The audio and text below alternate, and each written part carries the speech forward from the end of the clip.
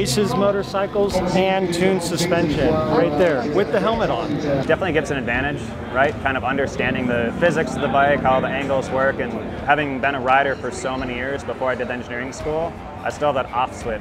So I can just shut it off and just ride. Nothing you can do about it when you're out there. When I go back to the pits, I know right away we need this, this, this, and this. It's a great group of bikes, great group of riders, and I think we're going to see some good competition today. We did wonders last year with just showing up and hopping on the bike and going. This year, myself and the crew are taking this a little more serious, and hopefully we get a little more W's to our belt. Wait for it.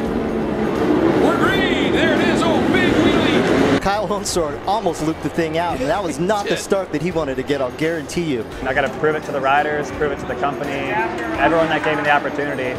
It's a lot of work out there on these things as well, because you don't have a fairing protecting you, and they're going 160 miles an hour. So you could imagine trying to hang on to a bike with no fairing at 160 miles an hour, lap after lap after lap.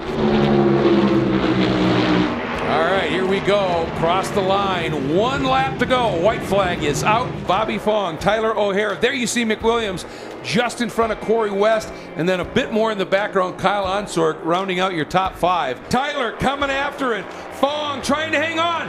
Tyler now really starting to pick up the toe. Fong dropping low, bobbing and weaving. Here we go. Tyler O'Hara up and around the outside at the line. It is O'Hara getting the win. It's not always good to be fucking first place on the last lap. Everyone at the front knows that.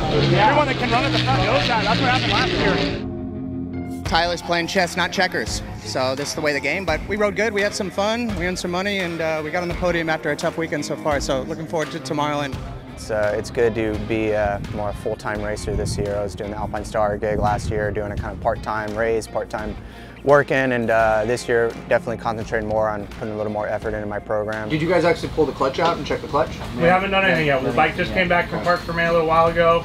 You were like more crossed up than I've ever seen any Indian or maybe even Harley. Like you were like fucking. It looked cool. In the back straight? Yeah, not like. Did you know that you were fucking way crossed up? No, it did that to me. It just stepped out.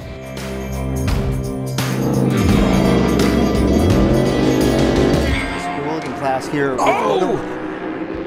Was that was Kyle Onsork. Oh, what a shame.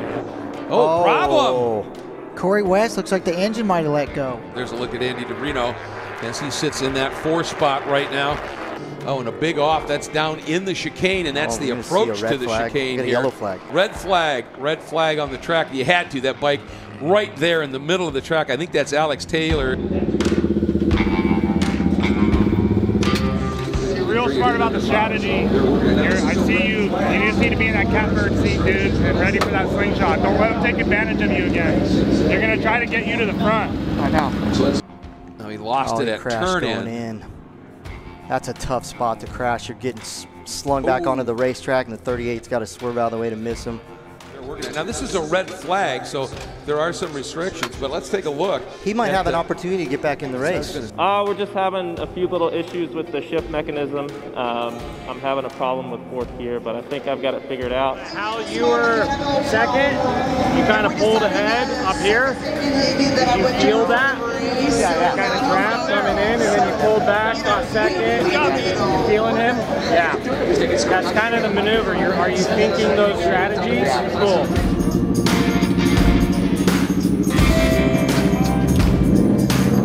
Nate Kern, the number 9 BMW rider, came across and just tapped me on the shoulder and said, just giving you a little update, it was actually me that clipped Kyle Osborg as he went down. And he said, I will have to do the restart without a front fender. Watch it again here, right there. Oh. He was lucky to keep that thing on 2 wheels. That was a big hit. In gear, red lights come on. When they go out, we are racing. It is time for Hooligans Take 2, and a nice start that time by Bobby Fong. But again, an absolute rocket launch from Corey West as well. Is he going to be able to repeat it? Fong a little wide. Corey up on the inside as they come out of turn 1, as they got a little bit bottled up. Oh, and Andy DeBrino just tips it and loses the front end, trying to run the outside through the West Horseshoe. You see Corey West, it looks like they maybe took the restrictor plate off that bike. So he's got a little bit more steam than he had yesterday. Fong drops back a few bike lengths, still sits there in 3rd, and then it is Tyler O'Hara right behind him. And oh, Fong had a problem. I thought he just had the back end step up, but it looks like something may have broken for Bobby.